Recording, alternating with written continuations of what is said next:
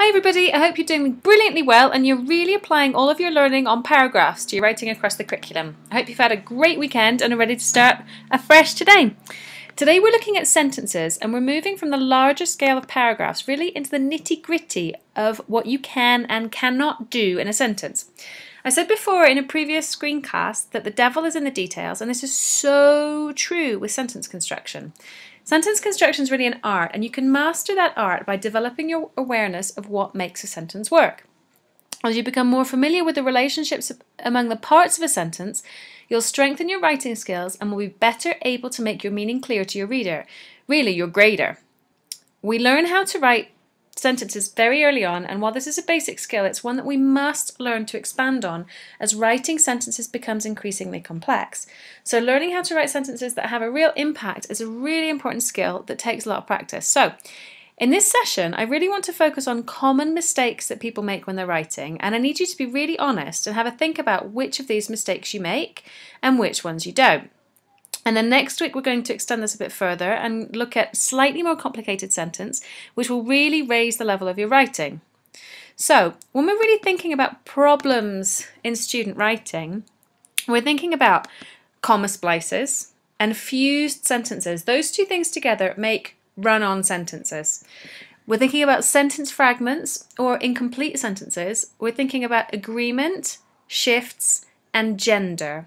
Don't worry too much if you don't really know what those words mean right now. We're going to look at them in more detail, but you can also do some research on what this all means. But for now, this is a sort of survival guide or a what not to do. So before we even start, what I want to think about is go back to the building blocks of sentences, which means that we have to think about a little bit of terminology, and I am sure that some of this you already know. I'm pretty sure you know what a verb is. It's the doing word in the sentence. I'm also pretty sure that you know what a verb is. Sorry, the subject is, which is the person that does the action. So I'm pretty sure that's easy to identify as well. A word you might not know is the word predicate. This is the part of the sentence that tells you more about the subject or the person doing the verb, and the verb can be part of the predicate. So have a look at the next slide and you can see lots of sentences that have predicates in them. So this is really important when we're thinking about writing sentences as well. You can see here that the predicates are in bold and italics. Okay.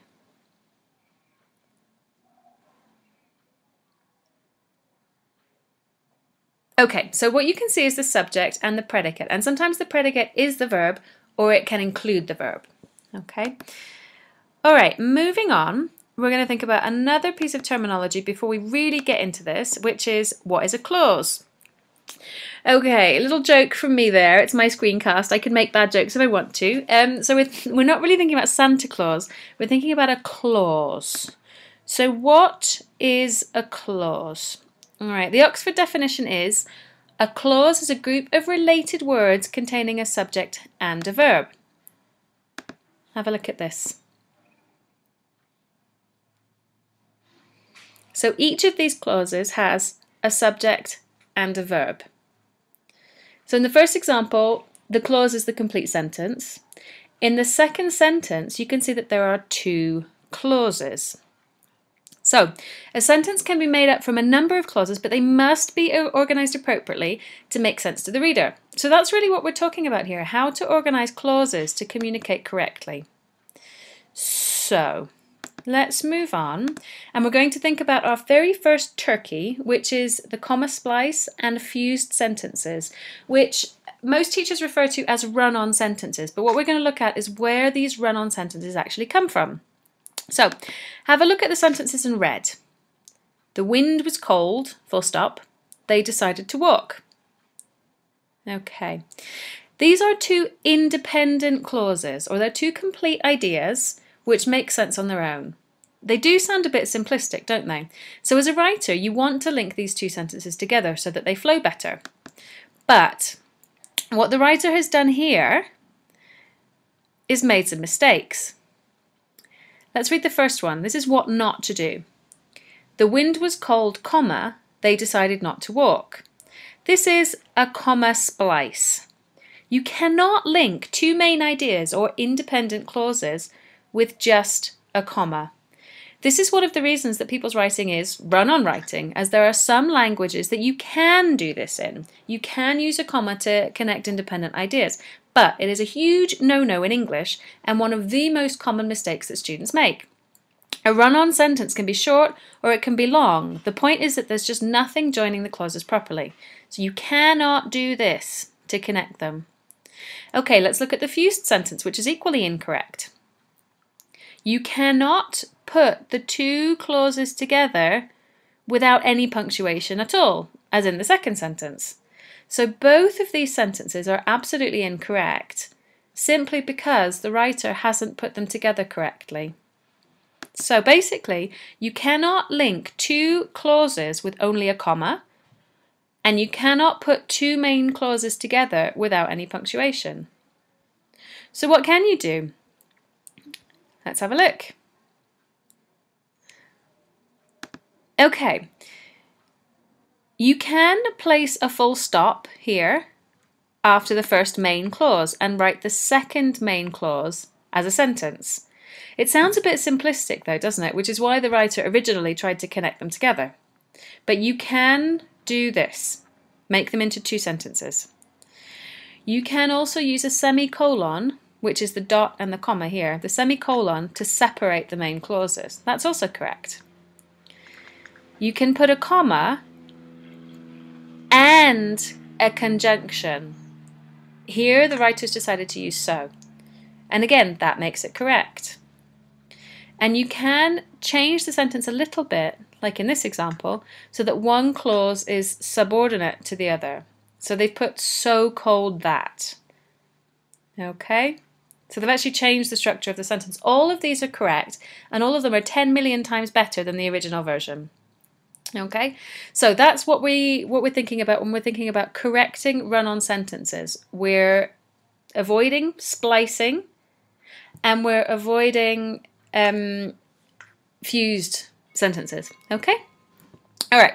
This brings us to Turkey number 2, which are sentence fragments. You have to avoid sentence fragments. The term fragment refers to a group of words beginning with a capital letter and ending with a full stop. Although it's written as if it were a sentence, a fragment is only part of a sentence, and so it makes it really incomplete and really annoying to the person who's reading. So let's look at an example here. Okay. Larry always working in his yard on Saturdays, full stop, because he enjoys his flowers and shrubs, full stop, which help to screen his house from the street, full stop. For example, a tall hedge with a border of petunias, full stop. These aren't complete sentences. Okay, so you have to make sure that if you're going to put a capital letter at the beginning and a full stop at the end, that what's actually in the middle is a proper sentence. Okay, so you can eliminate fragments by making them into complete sentences, like here. Larry always works in his yard on Saturdays, and he enjoys the flowers and shrubs. Or you can connect them to existing sentences, as in this example here.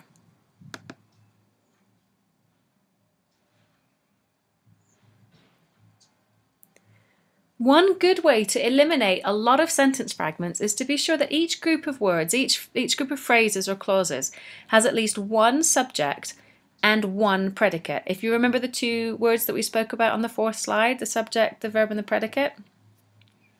Okay, so I'll just say that again. To make sure that each word group has one subject and one predicate is a really good way of making sure that you're eliminating as many fragments as you can. This brings us to Turkey number 3, which is about agreement. And the thing that's great about this is it's actually really, really easy to correct. Agreement really talks about this golden rule that you have to make a verb agree with its subject. And you make a pronoun agree as well. So for example, a singular subject, the car, takes a singular verb, looks. A plural noun, cars, takes the plural, look. That's agreement. In the same way, we look at pronouns. A dolphin has its own language. Dolphins have their own language because it's plural. So this is a really, really nice way to make sure that your sentences are a lot more accurate. If you just think a little bit consciously about agreement between the verbs and the pronouns. Okay. Turkey number 4 is connected to shifting. This is a great way, again, and a very simple way of making sure that your writing communicates clearly to your reader. You need to avoid shifting person and number. And what I mean by that is if you say here, if a person is going to improve, you should work harder. Now that's confusing because you changes the person that you're talking about. So are you talking to me or are you talking about a person? And the way of changing that is to make very, very simple shifts in the words here, just to make sure that it's talking about the second person or the third person or the first person. So if we talk about the second person, if you are going to improve, you should work harder. So that's the second person. Third person, if people are going to improve, they should work harder. Or first person, if we are going to improve, we should work harder. So you can see that at least it's consistent so that the person who's reading your writing knows really what you're talking about and they don't get confused, because that's really the key, isn't it? Okay, next thing, we're going to have a little think about gender. There's a lot of very awkward constructions when you're reading about the sex of the person who you're writing about. So in this example, the student is usually the best judge of his or her learning. That's quite awkward. You might be able to do it once or twice in a piece of writing, but you can't repeat that construction of his or her learning. It's true that you don't know who the student is, but there's got to be a better way of doing it. For example, the student is usually the best judge of the value of learning. So you just omit it altogether. Or, students are usually the best judges. You change it to plural. Or you can just rephrase the sentence. The best judge of the value of learning is usually the student, which is a nice way of avoiding repeating this of his or her, of his or her, of his or her, which can get a little bit messy. Okay, just to recap, when you're writing sentences, here are the big things you need to avoid, or the turkeys to keep out of your writing. There are also the things to look for when you're checking your writing. Have you spliced or fused your sentences, which makes them difficult to read? Are there fragments which make the reader uncomfortable? Does everything agree? And have you avoided unnecessary shifts? If you can make sure that you correct these turkeys before handing in your writing, your reader will be very, very grateful indeed. So, as always, I am sending you a big cheesy grin, and we will see you on Monday to look a bit more at this. Okay, so ciao for now!